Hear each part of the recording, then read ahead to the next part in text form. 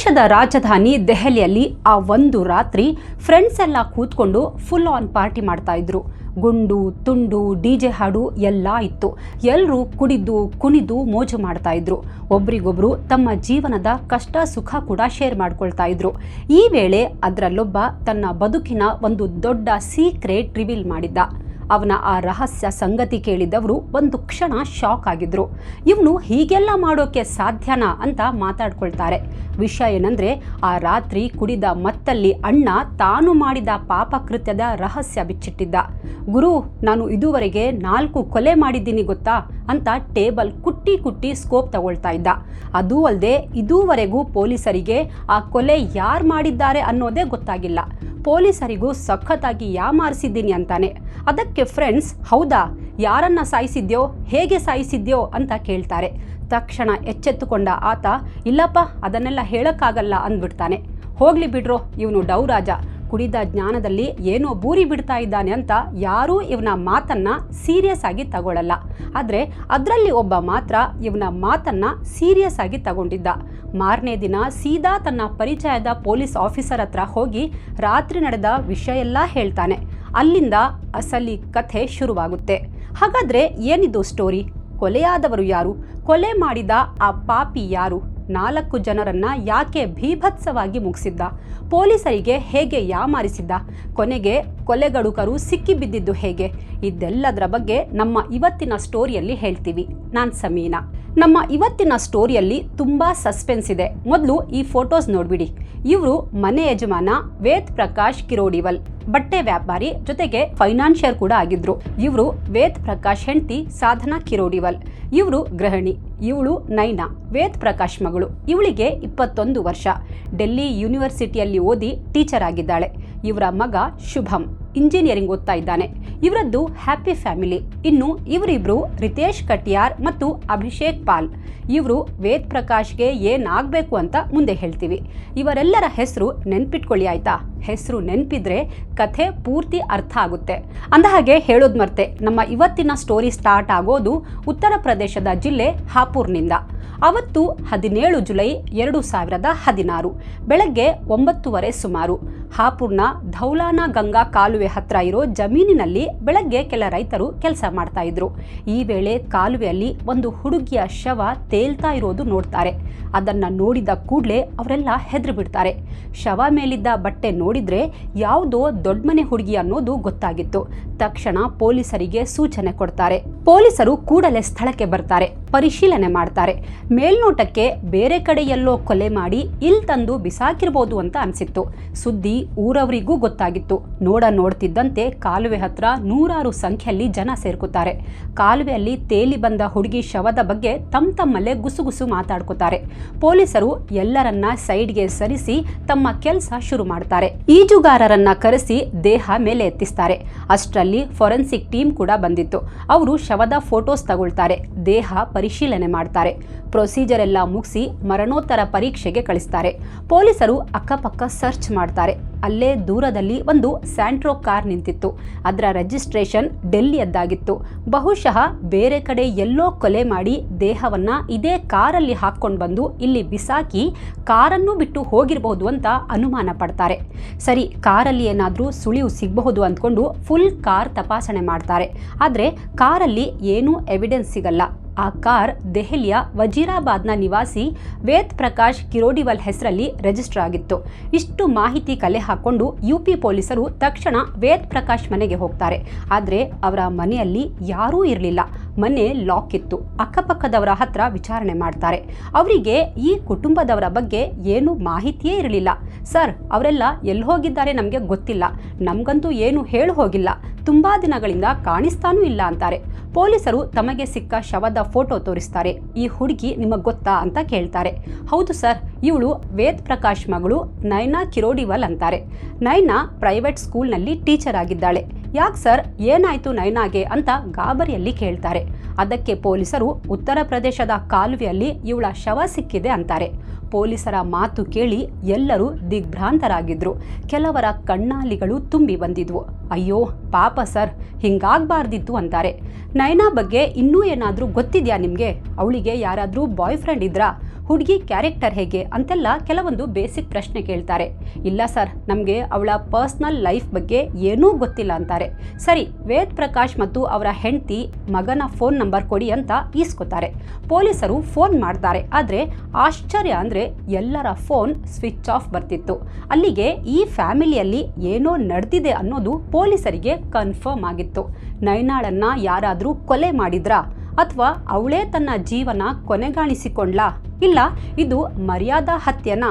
ಇವಳ ಕುಟುಂಬದ ಬೇರೆ ಸದಸ್ಯರು ಎಲ್ಲಿ? ಅವರ ಜೀವಕ್ಕೂ ಏನಾದರೂ ಅಪಾಯ ಆಗಿದ್ಯಾ? ಈ ಎಲ್ಲ ಪ್ರಶ್ನೆಗಳು ಗಿರಕಿ ಹೊಡಿತಾ ಇದ್ವು. ವಿಪರ್ಯಾಸ ಏನು ಗೊತ್ತಾ, ಈ ಕೇಸ್ನ ಪೊಲೀಸರು ಡೀಪ್ ಆಗಿ ಇನ್ವೆಸ್ಟಿಗೇಟ್ ಮಾಡೋದೇ ಇಲ್ಲ. ತಾವೇ ಒಂದು ಲವ್ ಆ್ಯಂಗಲ್ ಕ್ರಿಯೇಟ್ ಮಾಡ್ತಾರೆ. ನಯನ ಯಾರನ್ನೋ ಲವ್ ಮಾಡ್ತಾ ಇದ್ಲು, ಆದರೆ ಮನೆಯವರಿಗೆ ಈ ಸಂಬಂಧ ಇಷ್ಟ ಇರಲಿಲ್ಲ. ತನ್ನ ಗೊಡ್ಡು ಮರ್ಯಾದೆಗೋಸ್ಕರ ಅಪ್ಪ ಅಮ್ಮ ಮತ್ತು ಮಗ ಸೇರ್ಕೊಂಡು ಮರ್ಯಾದಾ ಹತ್ಯೆ ಮಾಡಿದ್ದಾರೆ. ಈಗ ಪೊಲೀಸರಿಗೆ ಹೆದರುಕೊಂಡು ಅಬ್ಸ್ಕಾಂಡ್ ಆಗಿದ್ದಾರೆ ಅಂತ ರಿಪೋರ್ಟ್ ಬರೀತಾರೆ. ಇದೇ ಚಾರ್ಜ್ ಶೀಟ್ ರೆಡಿ ಮಾಡಿ ಕೋರ್ಟ್ಗೂ ಸಬ್ಮಿಟ್ ಮಾಡ್ತಾರೆ. ಇದೇ ಚಾರ್ಜ್ ಶೀಟ್ ಆಧಾರದ ಮೇಲೆ ನ್ಯಾಯಾಲಯ ಕೂಡ ತೀರ್ಪು ಕೊಡುತ್ತೆ. ನಯನಾ ಕುಟುಂಬ ಓಡ್ಹೋಗಿರೋದ್ರಿಂದ ಆ ಕುಟುಂಬವನ್ನ ಭಗೋಡಾ ಫ್ಯಾಮಿಲಿ ಅಂದರೆ ಪರಾರಿ ಕುಟುಂಬ ಅಂತ ಘೋಷಿಸುತ್ತೆ. ಹಾಗೆ ಕೇಸ್ ಕೂಡ ಕ್ಲೋಸ್ ಆಗಿಬಿಡುತ್ತೆ. ಎಲ್ಲವೂ ನಾರ್ಮಲ್ಗೆ ಬಂದಿತ್ತು. ವೇದ್ ಪ್ರಕಾಶ್ ಫ್ಯಾಮಿಲಿ ಬಗ್ಗೆ ಯಾರಿಗೂ ಏನೂ ಸುಳಿವು ಸಿಗಲ್ಲ. ಪೊಲೀಸರು ಹುಡ್ಕೋ ಗೋಜಿಗೆ ಹೋಗಲ್ಲ. ಹೀಗೆ 2 ವರ್ಷ ಕಳೆಯುತ್ತೆ. ಪಾಪ ಮಾಡಿ ಎಷ್ಟು ದಿನ ಅಂತ ಆರಾಮಾಗಿ ಇರೋಕೆ ಸಾಧ್ಯ ಹೇಳಿ? ಪಾಪಿಗಳ ಪಾಪದ ಕೊಡ ತುಂಬಿತ್ತು. 2 ವರ್ಷದ ನಂತರ ಪೊಲೀಸರಿಗೆ ಒಂದು ಟಿಪ್ ಸಿಕ್ಕಿತ್ತು. ಕ್ಲೂ ಆಧರಿಸಿ ಕೇಸ್ ದಿಲ್ಲಿ ಕ್ರೈಮ್ ಬ್ರಾಂಚ್ ಹೆಗಲಿಗೆ ಬಿದ್ದಿತ್ತು. ಅಲ್ಲಿಗೆ ನೈನಾ ಕಿರೋಡಿವಲ್ ಕೇಸ್ ರೀಓಪನ್ ಆಗಿತ್ತು. ತನಿಖೆ ಮಾಡಿದ ಪೊಲೀಸರಿಗೆ ಒಂದು ಭಯಾನಕ ಸಂಗತಿ ಗೊತ್ತಾಗಿತ್ತು. ಅದೇನಂದ್ರೆ, ಕಿರೋಡಿವಲ್ ಕುಟುಂಬ ಎಲ್ಲೂ ಓಡ್ ಹೋಗಿಲ್ಲ. ಬದಲಿಗೆ ಆ ಫ್ಯಾಮಿಲಿಯ 4 ಜನ ನಿಗೂಢವಾಗಿ ಸಾವನ್ನಪ್ಪಿದ್ರು. ಯಾರೋ ಅವರನ್ನ ಅಮಾನವೀಯವಾಗಿ ಕೊಂದು ಮುಗಿಸಿದ್ರು. ಹಾಗಾದ್ರೆ ಕೊಲೆಯಾದ 2 ವರ್ಷದ ನಂತರ ದಿಲ್ಲಿ ಕ್ರೈಮ್ ಬ್ರಾಂಚ್ಗೆ ಸಿಕ್ಕ ಕ್ಲೂ ಏನು? ಆರೋಪಿಗಳು ಹೇಗೆ ಸಿಕ್ಕಿಬಿದ್ರು? ಸ್ಟೋರಿಯ ಮೊದಲಿಗೆ ನಿಮ್ಗೆ ಹೇಳ್ಬೇಕಂದ್ರೆ, ಈ ಕೇಸಲ್ಲಿ ಆ ಚಿಕ್ಕ ಹುಡುಗ ತುಂಬಾ ಇಂಪಾರ್ಟೆಂಟ್ ರೋಲ್ ಪ್ಲೇ ಮಾಡಿದ್ದ. ಇನ್ಫ್ಯಾಕ್ಟ್ ಅವತ್ತು ರಾತ್ರಿ ಫ್ರೆಂಡ್ಸ್ ಜೊತೆ ಎಣ್ಣೆ ಪಾರ್ಟಿ ಮಾಡುವಾಗ ಎಣ್ಣೆ ಏಟಲ್ಲಿ 4 ಕೊಲೆ ಬಗ್ಗೆ ಬಡಾಯಿ ಕೊಚ್ಕೊಂಡವನು ಇವನೇ. ಇವನ ಮಾತು ಕೇಳಿಯೇ ಅವನ ಸ್ನೇಹಿತ ಒಬ್ಬ ಬಂದು ಪೊಲೀಸರಿಗೆ ಟಿಪ್ ಕೊಟ್ಟಿದ್ದು. ಇವನಿಂದಾಗಿಯೇ ಕಿರೋಡಿವಲ್ ಕೇಸ್ ರೀಓಪನ್ ಆಗಿದ್ದು. ಈ ಮೋನು ಆ ರಾತ್ರಿ ನಾನು 2 ವರ್ಷದ ಹಿಂದೆ 4 ಕೊಲೆ ಮಾಡಿದ್ದಾಗಿ ಹೇಳಿದ್ದ. ನನಗೆ ಇನ್ನೂ ತನಕ ಪೊಲೀಸರು ಹಿಡಿಯೋಕ್ಕಾಗಿಲ್ಲ ಎಂದಿದ್ದ. ಈ ಮಾತು ದಿಲ್ಲಿ ಪೊಲೀಸರ ಕಿವಿಗೆ ಬಿದ್ದು ತನಿಖೆಗಿಳಿದಿದ್ರು. ಇನ್ನೇನು ಕೊಲೆಗಡುಕರನ್ನ ಪೊಲೀಸರು ಹಿಡ್ದೇ ಬಿಟ್ರು ಅನ್ನುವಾಗಲೇ ಇನ್ನೊಂದು ಟ್ವಿಸ್ಟ್ ಬಂದಿತ್ತು. ಅದೇನಂದ್ರೆ, ಯಾರನ್ನ ಹಿಡಿಯೋಕೆ ಪೊಲೀಸರು ಹೊರಟಿದ್ರೋ ಅವನು ಒಂದು ರೋಡ್ ಆಕ್ಸಿಡೆಂಟ್ನಲ್ಲಿ ಸತ್ತು ಹೋಗ್ತಾನೆ. ಅಂದ್ರೆ ಮೋನು ಕಥೆ ಮುಗ್ದಿತ್ತು. ಅಲ್ಲಿಗೆ ಪೊಲೀಸರು ಮರು ತನಿಖೆ ಆರಂಭಿಸೋಕು ಮುನ್ನವೇ ಈ ಕೇಸ್ ಮತ್ತೆ ಝೀರೋಗೆ ಬಂದು ನಿಂತಿತ್ತು. ಆದರೆ ಈ ಕೊಲೆಯಲ್ಲಿ ಇವನೊಬ್ಬನೇ ಇರೋಕೆ ಸಾಧ್ಯವೇ ಇಲ್ಲ ಅನ್ನೋದು ಪೊಲೀಸರಿಗೆ ಗೊತ್ತಾಗಿತ್ತು. ಹಾಗಾಗಿ ದಿಲ್ಲಿ ಕ್ರೈಮ್ ಬ್ರಾಂಚ್ ಪೊಲೀಸರು ಕೇಸ್ನ ತನಿಖೆ ಕಂಟಿನ್ಯೂ ಮಾಡಿದ್ರು. ಅದು 2018. ಹೀಗೆ ಒಂದಿನ ರ್ಯಾಂಡಮ್ ವಿಚಾರಣೆ ಮಾಡ್ತಿರುವಾಗ ಯಾರೋ ಒಬ್ರು, ಸರ್, ಈ ಮೋನುಗೆ ಒಬ್ಬ ಕ್ಲೋಸ್ ಫ್ರೆಂಡ್ ಇದ್ದಾನೆ, ಅವನ ಹೆಸರು ಅಭಿಷೇಕ್ ಅಂತ ಹೇಳ್ತಾರೆ. ಈತ ದೆಹಲಿಯ ಔಟರ್ ರಿಂಗ್ ರೋಡ್ನಲ್ಲಿ ಏನೋ ಕೆಲಸ ಮಾಡ್ತಿದ್ದ. ಪೊಲೀಸರು ಮಫ್ತಿಯಲ್ಲಿ ಹೋಗಿ ಅಭಿಷೇಕ್ ಪಾಲ್ನನ್ನ ಮಾತಾಡಿಸ್ತಾರೆ. ಅದು ಇದು ಮಾತಾಡ್ತಾ ಅವನನ್ನ ವಶಕ್ಕೆ ಪಡಿತಾರೆ. ವಿಶೇಷ ಅಂದ್ರೆ ಅವನ ಹತ್ರ ಪಿಸ್ತೂಲ್ ಇತ್ತು. ಅದನ್ನು ಸೀಸ್ ಮಾಡ್ತಾರೆ. ಅರೆಸ್ಟ್ ಮಾಡಿಕೊಂಡು ಕರ್ಕೊಂಡು ಬರ್ತಾರೆ. ಈಗಿದ್ದ ಪ್ರಶ್ನೆ ಅಂದ್ರೆ, ವೇದ್ ಪ್ರಕಾಶ್ ಕಿರೋಡಿವಲ್ ಅವರ ಇಡೀ ಕುಟುಂಬ ಎಲ್ಲಿ? ನಿಜವಾಗ್ಲೂ ಕೊಲೆಯಾಗಿದ್ದಾರಾ? ಕೊಲೆಯಾಗಿದ್ರೆ ಅವರ ಶವಗಳು ಇದುವರೆಗೆ ಯಾಕೆ ಸಿಕ್ಕಿಲ್ಲ? ಇಡೀ ಸಂಸಾರವನ್ನೇ ಬರ್ಬರವಾಗಿ ಕೊಲೆ ಮಾಡ್ತಾರೆ ಅಂದರೆ ಇವ್ರ ಜೊತೆ ಯಾರಿಗೆ ಇಷ್ಟು ದ್ವೇಷ ಅನ್ನೋದು? ಕೊಲೆಗಡುಕರ ಉದ್ದೇಶ ಆದ್ರೂ ಏನು? ನೈನಾ ಶವ ಉತ್ತರ ಪ್ರದೇಶದ ಹಾಪುರ್ನ ಕಾಲುವೆಯಲ್ಲಿ ಸಿಕ್ಕಿತ್ತು. ಉಳಿದವರು ಎಲ್ಲಿ? ಹೀಗೆ 10 ಪ್ರಶ್ನೆಗಳಿದ್ವು. ಈ ಎಲ್ಲ ಪ್ರಶ್ನೆಗಳಿಗೆ ಉತ್ತರ ಹುಡುಕೋಕೆ ಅಂತಾನೆ ಕ್ರೈಮ್ ಬ್ರಾಂಚ್ ಆಫೀಸರ್ಸ್ ಅಭಿಷೇಕ್ ಪಾಲ್ನ ಗ್ರಿಲ್ ಮಾಡೋಕೆ ಶುರು ಮಾಡ್ತಾರೆ. ಪೊಲೀಸರ ಟ್ರೀಟ್ಮೆಂಟ್ಗೆ ಪತರುಗುಟ್ಟಿ ಹೋದ ಅಭಿಷೇಕ್, ಸಾಬ್ ಹೊಡಿಬೇಡಿ, ಎಲ್ಲ ಹೇಳ್ತೀನಿ ಅಂತಾನೆ. ಕಿರೋಡಿವಲ್ ಫ್ಯಾಮಿಲಿಯವರು ಎಲ್ಲಿದ್ದಾರೆ? ಬದುಕಿದ್ದಾರಾ ಅಥವಾ ಸಾಯಿಸಿ ಬಿಟ್ರಾ ಹೇಳು ಅಂತ ಆವಾಜ್ ಹಾಕಿ ಕೇಳ್ತಾರೆ. ಅವನು ಹೇಳಿದ ರಕ್ತ ದೋಕುಳಿಯ ಮಾತು ಕೇಳಿ ಪೊಲೀಸರೇ ದಂಗಾಗಿದ್ರು. ಇಲ್ಲಿಂದ ಅಭಿಷೇಕ್ ಪಾಲ್ ತನ್ನ ರಕ್ತ ಚರಿತ್ರೆ ಸ್ಟಾರ್ಟ್ ಮಾಡ್ತಾನೆ. ಸರ್, ನನ್ನ ಹೆಸರು ಅಭಿಷೇಕ್ ಪಾಲ್. ನನಗೆ 26 ವರ್ಷ.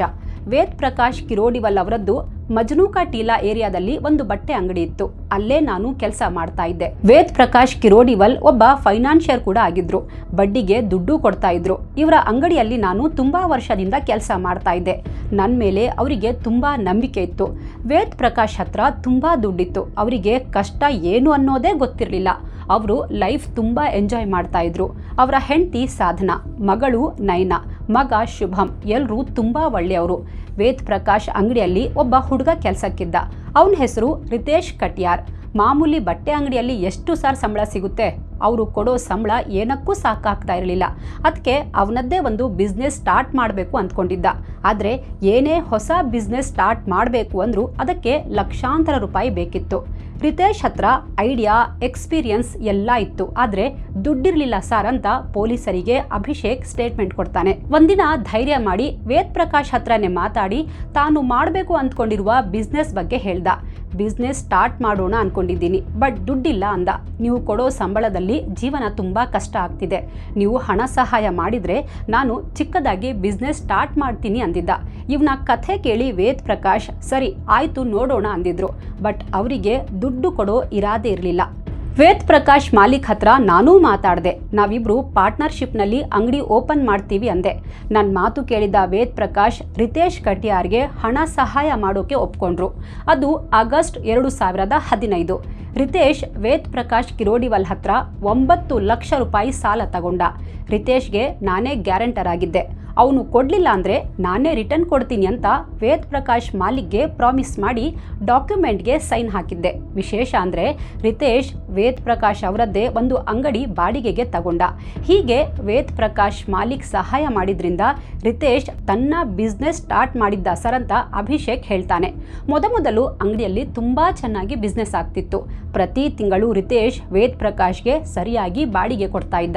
ಜೊತೆಗೆ ಸಾಲದ ಇನ್ಸ್ಟಾಲ್ಮೆಂಟ್ ಕೂಡ ಕೊಡ್ತಾ ಇದ್ದ. ಆದರೆ ಸ್ವಲ್ಪ ದಿನದ ನಂತರ ಬಿಸ್ನೆಸ್ನ ಡೌನ್ಫಾಲ್ ಸ್ಟಾರ್ಟ್ ಆಯಿತು. ಲಾಸ್ ಆಗೋಕ್ಕೆ ಸ್ಟಾರ್ಟ್ ಆಯಿತು. ಪ್ರತಿ ತಿಂಗಳು ಅಂಗಡಿ ಬಾಡಿಗೆ ಕೊಡೋದು ಪ್ಲಸ್ ಬಡ್ಡಿ ಕೊಡೋದು ಕಷ್ಟ ಆಗ್ತಿತ್ತು. ಯಾವಾಗ 1-2 ತಿಂಗಳು ಬಾಡಿಗೆ ಮತ್ತು ಬಡ್ಡಿ ಕೊಡೋದು ಲೇಟ್ ಆಯಿತೋ ಆಗ ವೇದ್ ಪ್ರಕಾಶ್ ರಿತೇಶ್ನ ಕರೆದು ಮಾತಾಡಿದ್ರು. ಪ್ರೀತಿಯಿಂದನೇ, ನೋಡಪ್ಪ, ನನಗೂ ತುಂಬ ಕಮಿಟ್ಮೆಂಟ್ ಇದೆ, ನಾನು ಬಿಸ್ನೆಸ್ ಮಾಡಬೇಕು. ನೀನು ಸರಿಯಾದ ಟೈಮ್ಗೆ ನನಗೆ ದುಡ್ಡು ಕೊಡಲಿಲ್ಲ ಅಂದರೆ ಕಷ್ಟ ಆಗುತ್ತೆ. ನೆಕ್ಸ್ಟ್ ಮಂತಿಂದ ಟೈಮ್ಗೆ ಸರಿಯಾಗಿ ದುಡ್ಡು ಕೊಟ್ಬಿಡು ಅಂದರು. ಆದರೆ ರಿತೇಶ್ ಮುಂದಿನ ತಿಂಗಳು ಕೂಡ ಬಾಡಿಗೆ ಕೊಡೋದು ತುಂಬ ಲೇಟ್ ಮಾಡಿದ್ದ. ಬರ್ಬರ್ತಾ ಅವನು ವೇದ್ ಪ್ರಕಾಶ್ ಮಾತನ್ನ ಸೀರಿಯಸ್ ಆಗಿ ತಗೊಳ್ತಾ ಇರಲಿಲ್ಲ. ಮಾಲೀಕ್ ಏನೇ ಹೇಳಿದ್ರು ಉಡಾಫೆ ಮಾಡ್ತಾ ಇದ್ದ. ಮತ್ತೆ ಒಂದ್ಸಲ ರಿತೇಶ್ನ ಕರೆದು ವೇದ್ ಪ್ರಕಾಶ್ ಮಾತಾಡಿದ್ರು. ಈ ಬಾರಿ ಸ್ವಲ್ಪ ಕೋಪದಲ್ಲೇ ಹೇಳಿದ್ರು. ಅವತ್ತು ರಿತೇಶ್ ಕೂಡ ಅವ್ರ ಮೇಲೆ ಕೂಗಾಡಿದ್ದ. ಇಬ್ಬರ ಮಧ್ಯೆ ದುಡ್ಡಿನ ವಿಚಾರಕ್ಕೆ ತುಂಬಾ ಗಲಾಟೆ ಆಗಿತ್ತು. ಹೀಗೆ ಕೆಲವು ದಿನ ನಡೀತು. ಪ್ರತಿದಿನ ಅವರಿಬ್ರು ಕಿತ್ತಾಡ್ತಾ ಇದ್ರು ಸರ್ ಅಂತ ಅಭಿಷೇಕ್ ಹೇಳ್ತಾನೆ. ರಿತೇಶ್ ಹತ್ರ 1 ಪೈಸೆ ಇರಲಿಲ್ಲ. ಅವನು ಪಾಪರ್ ಆಗೋಗಿದ್ದ. ಅವನ ಬಿಸ್ನೆಸ್ ಫ್ಲಾಪ್ ಆಗೋಗಿತ್ತು. ವೇದ್ ಪ್ರಕಾಶ್ ಪ್ರತಿದಿನ ಫೋನ್ ಮಾಡಿ ಜೀವ ತಿಂತಾ ಇದ್ರು. ಇದರಿಂದ ರಿತೇಶ್ಗೆ ಸಾಕಾಗಿ ಹೋಗಿತ್ತು. ದುಡ್ಡು ಕೊಡುವಂತ ವೇದ್ ಪ್ರಕಾಶ್ ನನಗೆ ತುಂಬಾ ಟಾರ್ಚರ್ ಮಾಡ್ತಿದ್ದಾನೆ. ನನಗೀಗ ತಡ್ಕೊಳ್ಳೋಕ್ಕಾಗ್ತಾ ಇಲ್ಲ. ವೇದ್ ಪ್ರಕಾಶ್ನಿಂದ ಮುಕ್ತಿ ಬೇಕು ಅಂತಿದ್ದ. ಯಾವಾಗ ರಿತೇಶ್ ಇನ್ನು ದುಡ್ಡು ಕೊಡಲ್ಲ ಅಂತ ಅನ್ನಿಸ್ತೋ ಆಗ ವೇದ್ ಪ್ರಕಾಶ್ ನನ್ನ ಹಿಂದೆ ಬಿದ್ರು. ರಿತೇಶ್ ದುಡ್ಡು ಕೊಡ್ತಾ ಇಲ್ಲ, ನೀನೇ ಅಲ್ವಾ ಗ್ಯಾರಂಟರ್, ನನ್ನ ದುಡ್ಡು ನೀನು ಬೇಗ ವಾಪಸ್ ಕೊಡುವಂತ 1-2 ಸಲ ಪ್ರೀತಿಯಿಂದ ಹೇಳಿದ್ರು. ನನ್ನ ಹತ್ರನೂ ದುಡ್ಡಿರಲಿಲ್ಲ, ನನಗೂ ಕೊಡೋಕ್ಕಾಗಲಿಲ್ಲ. ಆಗ ನನ್ನ ಮೇಲೂ ಜೋರು ಮಾಡಿದ್ರು. ಒಮ್ಮೆ ಧಮಕಿ ಕೂಡ ಹಾಕಿದ್ರು. ಇಲ್ಲಿಂದ ನನಗೂ ವೇದ್ ಪ್ರಕಾಶ್ನ ಕಂಡ್ರೆ ಆಗ್ತಾ ಇರಲಿಲ್ಲ. 9 ಲಕ್ಷ ರೂಪಾಯಿ ದುಡ್ಡು ವಾಪಸ್ ಕೊಡೋಕೆ ಆಗಲ್ಲ ಅನ್ನೋದು ನಮಗೆ ಮನವರಿಕೆ ಆಗಿತ್ತು. ಒಂದಿನ ರಿತೇಶ್ ಮತ್ತು ನಾನು ಕೂತ್ಕೊಂಡು ಈ ಸಮಸ್ಯೆಯಿಂದ ಹೇಗೆ ಹೊರಬರಬೇಕು ಅಂತ ಮಾತಾಡಿದ್ವಿ. ವೇದ್ ಪ್ರಕಾಶ್ ತಂಟೆ ತಕರಾರು ಏನೂ ಇರಬಾರ್ದು, ಆ ರೀತಿ ಏನಾದರೂ ಮಾಡಬೇಕು ಇವನಿಗೆ ಅಂದ್ಕೊಂಡು ಒಂದು ಪೈಶಾಚಿಕ ಪ್ಲಾನ್ ಮಾಡಿದ್ವಿ ಸರ್ ಅಂತ ಅಭಿಷೇಕ್ ಪೊಲೀಸರಿಗೆ ಸ್ಟೇಟ್ಮೆಂಟ್ ಕೊಡ್ತಾನೆ. ನಾವು ಸೀದಾ ಸಾದಾ ಜನ ಸರ್, ನಮಗೆ ಈ ಕೊಲೆ ಮಾಡೋದೆಲ್ಲ ಗೊತ್ತೇ ಇರಲಿಲ್ಲ. ಬಟ್ ವೇದ್ ಪ್ರಕಾಶಿಂದ ಬಿಡುಗಡೆ ಹೊಂದೋಕೆ ಬೇರೆ ದಾರಿನೂ ಇರಲಿಲ್ಲ. ಎಲ್ಲಾದರೂ ಓಡ್ ಹೋಗೋಣ ಅಂದರೆ ಎಲ್ಲಿಗೆ ಹೋಗೋದು, ಏನು ಕೆಲಸ ಮಾಡೋದು, ನಮಗೆ ಬೇರೆ ಯಾವ ಕೆಲಸನೂ ಗೊತ್ತಿರಲಿಲ್ಲ. ಅದೂ ಅಲ್ಲದೆ ವೇದ್ ಪ್ರಕಾಶ್ ನಮಗೆ ತುಂಬ ಹೀಯಾಳಿಸಿದ್ರು. ಹಾಗಾಗಿ ಅವರನ್ನ ಮುಗಿಸೋ ಪ್ಲಾನ್ ಮಾಡಿದ್ವಿ. ಪ್ಲಾನ್ ಯೋಚನೆ ಮಾಡಿದಾಗ ತುಂಬ ಭಯ ಆಯಿತು. ಆದರೂ ಮಾಡಲೇಬೇಕಿತ್ತು. ಈ ಕೊಲೆ ನಾವಿಬ್ಬರೇ ಮಾಡೋದು ಸುಲಭ ಅಲ್ಲ ಅಂತ ಗೊತ್ತಿತ್ತು. ಅದಕ್ಕೆ ಮೋನು ಮತ್ತು ನೀವಿಬ್ರು ವೇದ್ ಪ್ರಕಾಶ್ ಕೊಲೆ ಮಾಡಿ, ಆ ನಂತರ ನಾವಿಬ್ರು ಶವ ಮತ್ತು ಎವಿಡೆನ್ಸ್ ಡಿಸ್ಟ್ರಾಯ್ ಮಾಡ್ತೀವಿ ಅಂತ ಮೋನು ಹೇಳ್ದ. ಏಜ್ನಲ್ಲಿ ಚಿಕ್ಕವನಾದರೂ ತುಂಬ ಎಕ್ಸ್ಪೀರಿಯನ್ಸ್ ಇರೋನ ಹಾಗೆ ಎಲ್ಲ ಪ್ಲಾನ್ ಮಾಡ್ದ ಸರ್. ಅಭಿಷೇಕ್ ಹೇಳಿದ ಆ ಒಂದು ಮಾತು ಪೊಲೀಸರಿಗೂ ಇಂಟ್ರೆಸ್ಟಿಂಗ್ ಅನಿಸಿತ್ತು. ಅದೇನೆಂದರೆ, ವೇದ್ ಪ್ರಕಾಶ್ ಕೊಲೆಗೆ ಸಾಥ್ ಕೊಟ್ಟ ಈ ಸೋನು ವೇದ್ ಪ್ರಕಾಶ್ ಅವರ ನೆಫ್ಯೂ, ಅಂದರೆ ಅದಕ್ಕೆ ಅವನು ನಮ್ಮ ಟೀಮ್ ಸೇರಿದ್ದ ಸರ್ ಅಂತ ಅಭಿಷೇಕ್ ಪೊಲೀಸರಿಗೆ ಹೇಳ್ತಾನೆ. ನನ್ನನ್ನು ವೇದ್ ಪ್ರಕಾಶ್ ಕುಟುಂಬದವರು ತುಂಬ ನಂಬ್ತಾ ಇದ್ರು. ಮನೆಯಲ್ಲಿ ಏನೇ ಪ್ರಾಬ್ಲಮ್ ಆದರೂ ಫಸ್ಟ್ ಕಾಲ್ ಮಾಡ್ತಾ ಇದ್ದಿದ್ದೆ ನನಗೆ. ಇದೇ ನಂಬಿಕೆಯನ್ನ ದುರ್ಬಳಕೆ ಮಾಡಿಕೊಂಡು ಒಂದಿನ ನಾನು ವೇದ್ ಪ್ರಕಾಶ್ ಮನೆಗೆ ಹೋದೆ. ಮನೆಗೆ ಹೋದ ನನಗೆ ಸಾಧನಾ ಭಾಬಿ ಟೀ ಕೊಟ್ಟರು. ಟೀ ಕೊಡ್ಕೊಂಡು ಹಾಗೇ ಸ್ವಲ್ಪ ಹೊತ್ತು ಮಾತಾಡಿದೆ. ಆವತ್ತು ಅವರ ಮಗ ಶುಭಂ ಕೂಡ ಮನೆಯಲ್ಲೇ ಇದ್ದ. ಅವನ ಜೊತೆ ಮಾತಾಡ್ತಾ ನಿನಗೆ ಡ್ರೈವಿಂಗ್ ಬರುತ್ತಾ ಅಂತ ಕೇಳಿದೆ. ಅದಕ್ಕೆ ಅವನು, ಇಲ್ಲ ಅಂಕಲ್, ಅಪ್ಪ ನನಗೆ ಕಾರ್ ಮುಟ್ಟೋಕೂ ಕೊಡಲ್ಲ ಅಂದ. ಅರೆ, ಮಾಲೀಕ್ ನೋಡಿದ್ರೆ ಎಷ್ಟು ಚೆನ್ನಾಗಿ ಡ್ರೈವ್ ಮಾಡ್ತಾರೆ, ನಿನಗೆ ಬರಲ್ವಾ? ಅದೇನು ದೊಡ್ಡ ಕೆಲಸ ಅಲ್ಲ, ಬಾ ನಾನು ನಿನಗೆ ಒಂದೇ ದಿನದಲ್ಲಿ ಡ್ರೈವಿಂಗ್ ಹೇಳ್ಕೊಡ್ತೀನಿ ಅಂದೆ. ಡ್ರೈವಿಂಗ್ ಕಲಿತ ಮೇಲೆ ಫ್ರೆಂಡ್ಸ್ ಜೊತೆ ಫ್ಯಾಮಿಲಿ ಜೊತೆ ಟ್ರಿಪ್ ಹೋಗ್ಬೋದು ಅಂತ ಪುಸಲಾಯಿಸಿದೆ. ನನ್ನ ಮಾತು ಅವನಿಗೆ ಹಿಡಿಸ್ತು. ಅವನು ಡ್ರೈವಿಂಗ್ ಕಲಿಯೋಕೆ ರೆಡಿಯಾದ. ನಾನು ಅವನಿಗೆ ಡ್ರೈವಿಂಗ್ ಹೇಳ್ಕೊಡೋಕೆ ಸ್ಟಾರ್ಟ್ ಮಾಡಿದೆ. ಈ ವಿಚಾರ ವೇದ್ ಪ್ರಕಾಶ್ಗೂ ಗೊತ್ತಿತ್ತು. ಅವತ್ತು 15 ಜುಲೈ 2016, ಸಮಯ ಬೆಳಗ್ಗೆ 11:30. ನಮ್ಮ ಪ್ಲಾನ್ ಎಕ್ಸಿಕ್ಯೂಟ್ ಮಾಡೋ ದಿನ. ಆವತ್ತು ನಾನು ವೇದ್ ಪ್ರಕಾಶ್ ಹತ್ರ ಹೋದೆ. ಮಾಲೀಕ್, ನಿಮ್ಮ ಮಗ ತುಂಬ ಚೆನ್ನಾಗಿ ಡ್ರೈವಿಂಗ್ ಕಲಿತಿದ್ದಾನೆ, ಆದರೆ ಕಾರ್ ಟಯರ್ಗಳು ಫುಲ್ ಸವದು ಹೋಗಿವೆ. ಶುಭಂ ಓಡಿಸುವಾಗ ಆಕ್ಸಿಡೆಂಟ್ ಏನಾದರೂ ಆದರೆ ಕಷ್ಟ. ಯಾವುದಕ್ಕೂ ಒಮ್ಮೆ 4 ಟಯರ್ ಚೇಂಜ್ ಮಾಡಿಸೋದು ಒಳ್ಳೆಯದು. ಹೇಗಿದ್ರು ಇವತ್ತು ನೀವು ಫ್ರೀ ಇದ್ದೀರಾ, ಬನ್ನಿ ಹೋಗ್ಬಿಟ್ಟು ಟಯರ್ ಚೇಂಜ್ ಮಾಡಿಸ್ಕೊಂಡು ಬರೋಣ ಅಂದೆ. ಮಗನ ಸೇಫ್ಟಿ ಬಗ್ಗೆ ಅಂತ ಹೇಳಿದ ಕೂಡಲೇ ಸೇಠ್ಜಿ ಒಪ್ಕೊಂಡ್ರು. ಸರಿ ಬಾ ಹೋಗೋಣ, ನೀನೇ ನೋಡಿ ಒಳ್ಳೆ ಟಯರ್ ಹಾಕ್ಸುವಂತೆ ಅಂತ ಹೇಳಿ ಕಾರಲ್ಲೇ ಹೊರಟ್ವಿ. ನಾನೇ ಡ್ರೈವ್ ಮಾಡ್ತಿದ್ದೆ. ಅವರು ನನ್ನ ಪಕ್ಕದ ಸೀಟಲ್ಲಿ ಕೂತ್ಕೊಂಡಿದ್ರು. ಹಿಂದಿನ ಸೀಟಲ್ಲಿ ರಿತೇಶ್ ಮತ್ತು ಮನೋಜ್ ಕೂಡ ಇದ್ರು. ಅವರಿಬ್ಬರನ್ನ ನೋಡಿದ ವೇದ್ ಪ್ರಕಾಶ್ ಏನೂ ಹೇಳಿಲ್ಲ. ಪಾಪ, ಅವರಿಗೆ ನಮ್ಮ ದುರಾಲೋಚನೆ ಬಗ್ಗೆ ಏನೂ ಗೊತ್ತಿರಲಿಲ್ಲ. ನಾನು ತುಂಬ ಒಳ್ಳೆ ವ್ಯಕ್ತಿ ಅಂದ್ಕೊಂಡಿದ್ರು. ಮನೆಯಿಂದ ಸ್ವಲ್ಪ ದೂರ ಹೋದ್ಮೇಲೆ ಹಿಂದಿನಿಂದ ರಿತೇಶ್ ಮತ್ತು ಮನೋಜ್ ವೇದ್ ಪ್ರಕಾಶ್ ಅವರ ಕುತ್ತಿಗೆ ವೈರ್ನಿಂದ ಬಿಗಿದು ಬಿಟ್ರು. ಕಾರಲ್ಲೇ ಅವರನ್ನ ಹಿಸುಕಿ ಕೊಲೆ ಮಾಡಿಬಿಟ್ವಿ. ನಂತರ ಅವರ ದೇಹವನ್ನ ತಗೊಂಡು ಬಂದು ಕಾರಿನ ಡಿಕ್ಕಿಯಲ್ಲಿ ಹಾಕ್ಬಿಟ್ವಿ ಸರ್ ಅಂತಾನೆ. ಕೊಲೆ ಮಾಡಿದ ನಂತರ ನಮಗೆ ಭಯ ಸ್ಟಾರ್ಟ್ ಆಗಿತ್ತು. ವೇದ್ ಪ್ರಕಾಶ್ರನ್ನ ನಾವೇ ಮನೆಯಿಂದ ಕರ್ಕೊಂಡು ಹೋಗಿದ್ದು. ಮನೆಗೆ ರಿಟರ್ನ್ ಹೋಗಲಿಲ್ಲ ಅಂದರೆ ಸಾಧನಾ ಭಾಬಿ ಮತ್ತು ಮಕ್ಕಳಿಗೆ ನಮ್ಮ ಮೇಲೆ ಡೌಟ್ ಬರುತ್ತೆ. ಅವ್ರು ಕೇಳಿದರೆ ಏನು ಹೇಳಬೇಕು? ಅವರು ಮಿಸ್ಸಿಂಗ್ ಕಂಪ್ಲೇಂಟ್ ಕೊಟ್ಬಿಟ್ರೆ ನಾವು ಸಿಕ್ಕಾಕೊಬಿಡ್ತೀವಿ. ಏನು ಮಾಡಬೇಕು ಅನ್ನೋದು ತೋಚ್ತಾ ಇರಲಿಲ್ಲ. ನಮ್ಮಲ್ಲಿ ಒಬ್ಬ ಅವರು ಬದುಕಿದ್ರೆ ಅಲ್ವಾ ಕಂಪ್ಲೇಂಟ್ ಕೊಡೋದು, ಅವರನ್ನೂ ಮುಗಿಸಿದ್ರೆ ಅಂತ ಹೇಳ್ದ. ಬೇರೆ ದಾರಿ ಇಲ್ಲದೆ ಅವರನ್ನೂ ಸಾಯಿಸೋಕೆ ಪ್ಲಾನ್ ಮಾಡಿದ್ವಿ ಸರ್ ಅಂತ ಅಭಿಷೇಕ್ ಪೊಲೀಸರಿಗೆ ಹೇಳ್ತಾನೆ. ಅದೇ ದಿನ ಮಧ್ಯಾಹ್ನ 2 ಗಂಟೆ ಸುಮಾರಿಗೆ ಶುಭಂಗೆ ಕಾಲ್ ಮಾಡಿದೆ. ನಿನ್ನ ಕಾರ್ ಟಯರ್ ಚೇಂಜ್ ಮಾಡಿಸಿದ್ದೀನಿ, ನೀನು ಬಂದು ಒಂದ್ಸಲ ಓಡಿಸಿ ನೋಡು, ಕಾರ್ ತುಂಬ ಸ್ಮೂತ್ ಆಗಿದೆ ನೋಡು ಅಂದೆ. ಅವನು ಓಕೆ ಅಂದ. ಬಟ್ ಅವನು ಹೋಗ್ತಿರೋದು ಟೆಸ್ಟ್ ಡ್ರೈವ್ಗಲ್ಲ, ಬದಲಿಗೆ ತನ್ನ ಜೀವನದ ಲಾಸ್ಟ್ ಡ್ರೈವ್ಗೆ ಅನ್ನೋದು ಅವನಿಗೆ ಗೊತ್ತೇ ಇರಲಿಲ್ಲ. ಶುಭಂ ಕಾರ್ ಚೆಕ್ ಮಾಡೋಕೆ ಅಂತ ಬರ್ತಾನೆ. ಡ್ರೈವರ್ ಸೀಟಲ್ಲಿ ಕೂತ್ಕೊಂಡು ಸ್ವಲ್ಪ ದೂರ ಡ್ರೈವ್ ಮಾಡ್ತಾನೆ. ಅವನ ತಂದೆ ಥರನೇ ಅವನಿಗೂ ಗತಿ ಕಾಣಿಸಿದ್ವಿ. ಕ್ಲಚ್ ವೈರ್ ಸಾಯಿಸಿಬಿಟ್ವಿ ಸರ್. ಅವನು ಕಾರಲ್ಲೇ ಸತ್ತೋದ. ನಂತರ ದೇಹ ಎತ್ಕೊಂಡು ಹೋಗಿ ಡಿಕ್ಕಿಯಲ್ಲಿ ಹಾಕ್ಬಿಟ್ವಿ. ಹೀಗೆ ಅಪ್ಪ ಮಗನನ್ನ ಕೊಲೆ ಮಾಡಿದ್ವಿ. 2 ಶವಗಳು ಡಿಕ್ಕಿಯಲ್ಲೇ ಇದ್ವು. ಅಷ್ಟೊತ್ತಿಗೆ ಸಂಜೆ ಆಗೋಗಿತ್ತು. ನಾನು ಮತ್ತು ರಿತೇಶ್ ಟೆನ್ಷನ್ನಲ್ಲಿ ವೇದ್ ಪ್ರಕಾಶ್ ಮನೆಗೆ ಹೋದ್ವಿ. ಆಗ ನಾವಿಬ್ರು ನಿಜವಾಗ್ಲೂ ತುಂಬ ಭಯದಲ್ಲಿದ್ವಿ.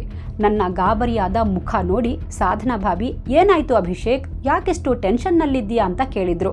ಕುಡಿಯೋಕೆ ನೀರು ಕೊಟ್ಟರು. ಭಾಬಿ, ಮಾಲಿಕ್ಗೆ ಆಕ್ಸಿಡೆಂಟ್ ಆಗೋಗಿದೆ, ಅವರನ್ನ ಆಸ್ಪತ್ರೆಯಲ್ಲಿ ಅಡ್ಮಿಟ್ ಮಾಡಿದ್ದೀವಿ ಅಂದೆ. ಆಕ್ಸಿಡೆಂಟ್ ಸುದ್ದಿ ಕೇಳಿ ಸಾಧನಾ ಭಾಬಿ ಜೋರಾಗಿ ಅಳೋಕೆ ಸ್ಟಾರ್ಟ್ ಮಾಡಿದ್ರು. ಎಲ್ಲಿ, ಯಾವಾಗ, ಈಗ ಹೇಗಿದ್ದಾರೆ ಅಂತೆಲ್ಲ ಕೇಳಿದ್ರು. ನಾನು ಯಾವುದೋ ಒಂದು ಹಾಸ್ಪಿಟಲ್ ಹೆಸರು ಹೇಳಿದೆ. ಬನ್ನಿ ನಾವೇ ಕರ್ಕೊಂಡು ಹೋಗ್ತೀವಿ ಅಂತ ಅವರನ್ನೂ ಕಾರಲ್ಲಿ ಕೂರಿಸ್ಕೊಂಡು ಹೊರಟ್ವಿ. ಅಪ್ಪ ಮಗನನ್ನ ಸಾಯಿಸಿದ ಪ್ಯಾಟರ್ನ್ನಲ್ಲೇ ಕ್ಲಚ್ ವೈರ್ನಿಂದ ಸಾಧನರನ್ನ ಮುಗಿಸಿಬಿಟ್ವಿ. ಅವರ ದೇಹ ಕೂಡ ಅದೇ ಡಿಕ್ಕಿಯಲ್ಲಿ ಹಾಕ್ಬಿಟ್ವಿ ಸರ್ ಅಂತಾನೆ. ನೆಕ್ಸ್ಟ್ ಉಳಿದದ್ದು ಎಲ್ಲರ ಪ್ರೀತಿಯ ಮಗಳು ನಯನಾ ಒಬ್ಳೆ. ಅದೇ ರಾತ್ರಿ 9 ಗಂಟೆ ಸುಮಾರಿಗೆ ನಾವಿಬ್ರು ಮತ್ತೆ ವೇದ್ ಪ್ರಕಾಶ್ ಮನೆಗೆ ಹೋದ್ವಿ.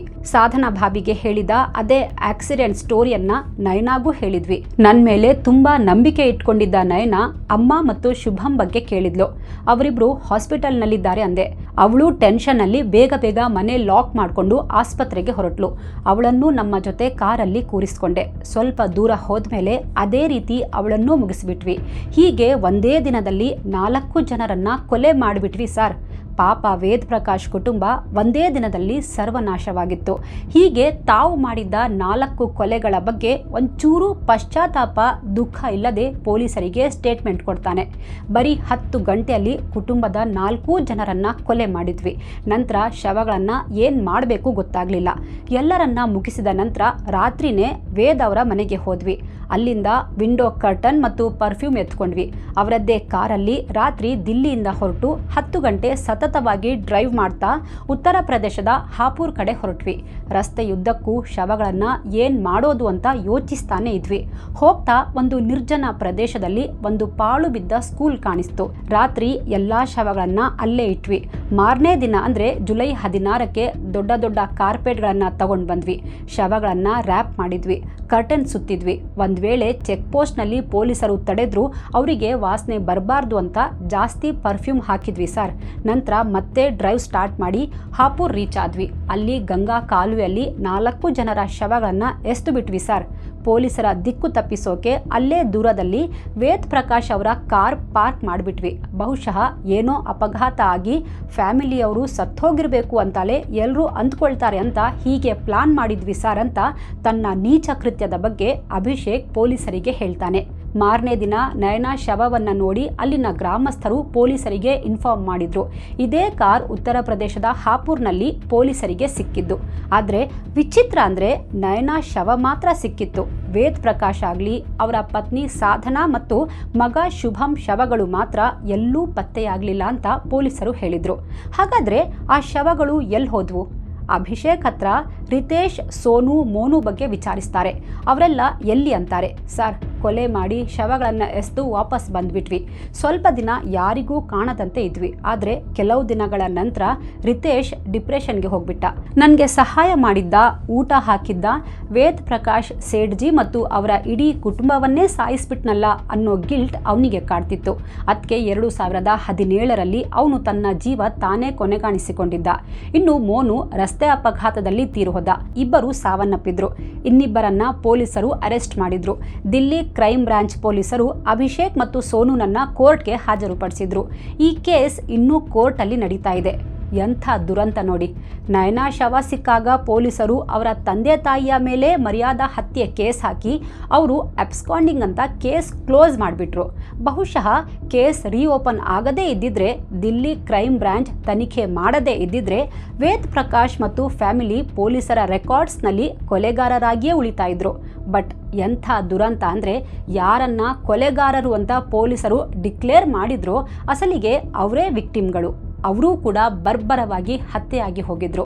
ಒಟ್ನಲ್ಲಿ ಕೊಲೆಗಾರರ ಅದೃಷ್ಟವೋ ಇಲ್ಲ ಪೊಲೀಸರ ಬೇಜವಾಬ್ದಾರಿಯೋ, 4 ಕೊಲೆ ಮಾಡಿದ ಬಳಿಕವೂ ಕೊಲೆಗಾರರು 2 ವರ್ಷ ಬಿಂದಾಸ್ ಆಗಿ ಪಾರ್ಟಿ ಮಾಡ್ತಾ ಓಡಾಡ್ತಾ ಇದ್ರು. ಇದಕ್ಕೆ ಹೇಳೋದು ಭಗವಾನ್ ಕೆ ಘರ್ ಪರ್ ದೇರ್ ಹೇ ಮಗರ್ ಅಂಧೇರ್ ನಹಿ ಅಂತ.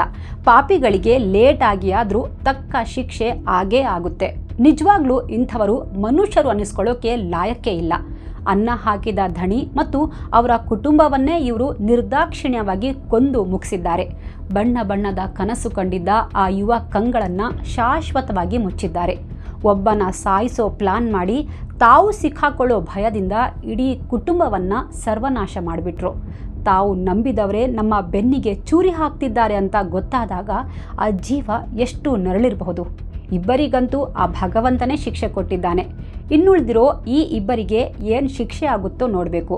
ಪೊಲೀಸರು ಮನಸ್ಸು ಮಾಡಿದರೆ ಎಂಥದ್ದೇ ಟಫ್ ಕೇಸ್ ಇರಲಿ, ಅಪರಾಧಿಗಳು ಎಷ್ಟೇ ಸ್ಮಾರ್ಟ್ ಇರಲಿ, ಅವರನ್ನು ಹೆಡೆಮುರಿ ಕಟ್ಟದೆ ಬಿಡಲ್ಲ ಅನ್ನೋದಕ್ಕೆ ಬೆಸ್ಟ್ ಎಕ್ಸಾಂಪಲ್. ನಮ್ಮ ಪೊಲೀಸ್ ವ್ಯವಸ್ಥೆ ನಿಜಕ್ಕೂ ಬಲಿಷ್ಠವಾಗಿದೆ. ಅದೆಷ್ಟೋ ದಕ್ಷ ಅಧಿಕಾರಿಗಳು ತಮ್ಮ ದಕ್ಷತೆಯಿಂದ ಕೇಸ್ ಸಾಲ್ವ್ ಮಾಡಿ ಅಪರಾಧಿಗಳಿಗೆ ಶಿಕ್ಷೆ ಕೊಡಿಸಿದ್ದಾರೆ. ಅಟ್ ದ ಸೇಮ್ ಟೈಮ್ ವ್ಯವಸ್ಥೆಯಲ್ಲಿ ಕೆಲವು ಲೋಪಗಳೂ ಇವೆ. ಅದು ಸರಿಯಾಗದ ಹೊರತು ಇಂಥ ಕ್ರೈಮ್ಗಳು ನಿಲ್ಲಲ್ಲ. ಇಂಥ ಮತ್ತಷ್ಟು ಕ್ರೈಮ್ ಸ್ಟೋರಿಗಳನ್ನು ನೋಡೋಕೆ ನಮ್ಮ ಚಾನೆಲ್ ಸಬ್ಸ್ಕ್ರೈಬ್ ಮಾಡಿ, ನಮಗೆ ಸಪೋರ್ಟ್ ಮಾಡಿ. ಈ ಕೇಸ್ ಬಗ್ಗೆ ನಿಮಗೆ ಏನು ಅನ್ನಿಸ್ತು ಕಾಮೆಂಟ್ ಮಾಡಿ ತಿಳಿಸಿ. Thank you so much.